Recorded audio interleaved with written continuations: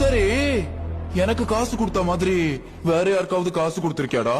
மொத்த மலேசியன் கேங்ஸ்டர்ஸ்க்கும் காசு கொடுத்திருக்கேன்டா.